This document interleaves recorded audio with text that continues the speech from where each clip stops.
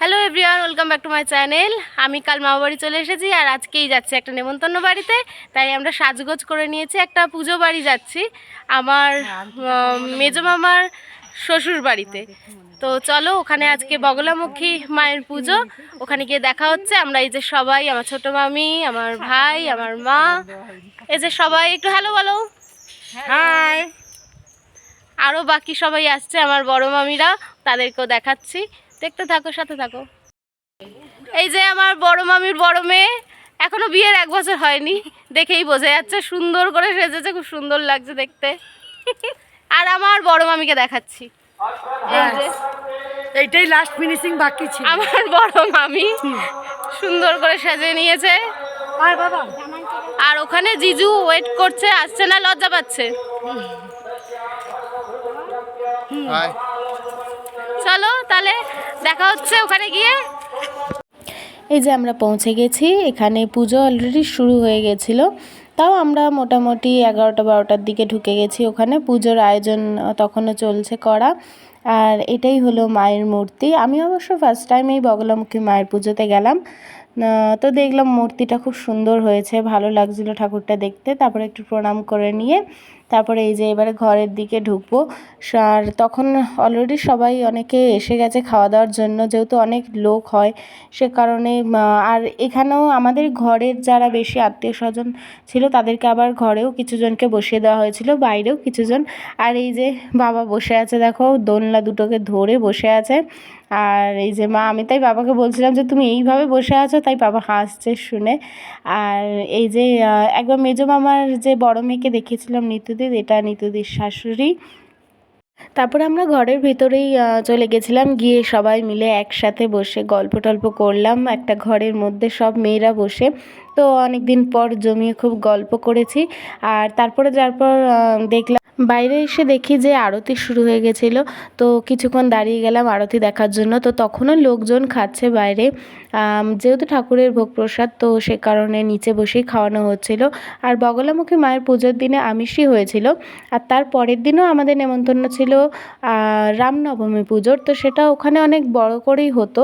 তো আমার মেজো মামার যে শ্বশুর ছিলেন, তো উনি খুব বড় করে পুজোটা করতেন, কিন্তু উনি মারা যাওয়ার পর প্রায় 4 বছর মতো পুজোটা বন্ধ ছিল। তো এবছর আবারও পুজোটা খুব বড় করেই করা হয়েছে।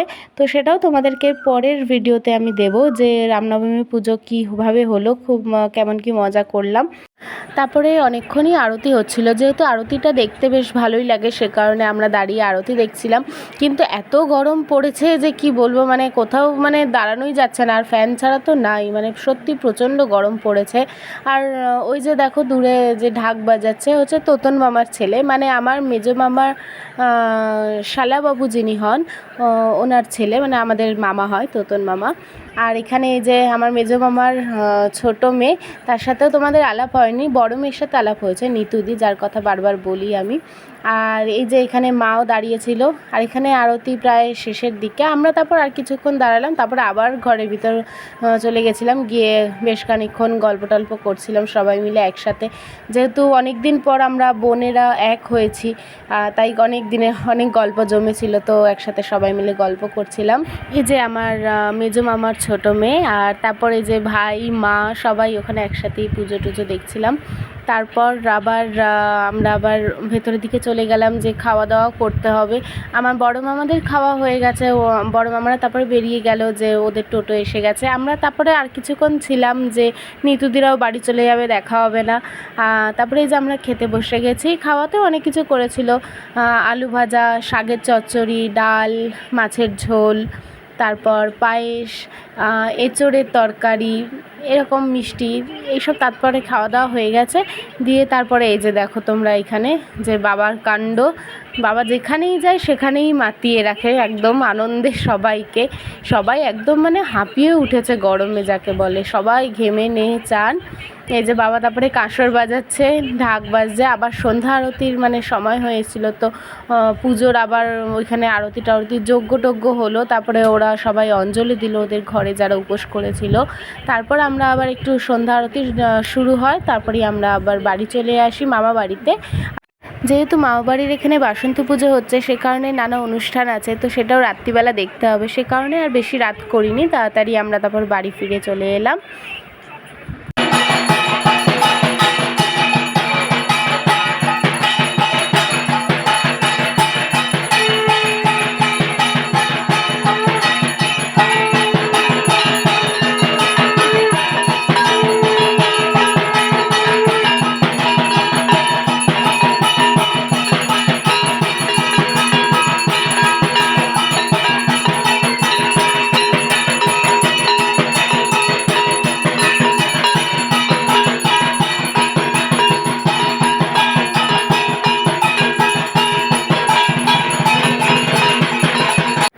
যাওয়ার আগে একবার আমরা রাধাকৃষ্ণের মন্দিরে প্রণাম করে গেলাম, মানে যাদের বাড়িতে আমরা গেছিলাম তো ওনাদেরই রাধাকৃষ্ণের মন্দির আছে, তো ওখানেই আমরা প্রণাম টনাম করে তারপরে বাড়ি ফিরলাম। তো দেখাই, মন্দিরটা খুব সুন্দর, আর এখানে লক্ষ্মী পুজো হয়েছিল, তো ওই ঠাকুরটা বাইরে রাখা। এবার রাধাকৃষ্ণের মূর্তিটা আপনাদের একটু কাছ থেকে দেখাই, দাঁড়ান, খুব সুন্দর রাধাকৃষ্ণের মূর্তিটা। তাহলে চলুন, ভিডিওটি আজ এখানেই শেষ করছি। দেখা হবে আবার পরের একটা ভিডিওতে। যদি ভিডিওটি ভালো লেগে থাকে তাহলে একটা লাইক করে দেবেন, কমেন্ট করে জানাবেন আপনাদের ভিডিওটা কেমন লাগলো, আর পারলে একটা সাবস্ক্রাইব করে দেবেন। চলুন, বাই, টাটা।